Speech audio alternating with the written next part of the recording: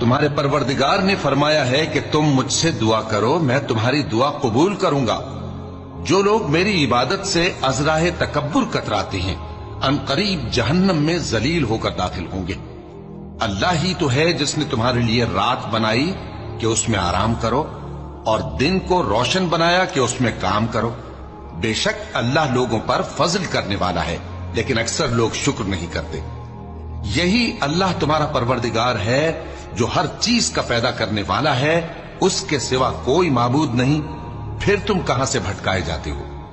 اسی طرح وہ لوگ بھٹکائے جاتے تھے جو اللہ کی آیتوں سے انکار کرتے تھے۔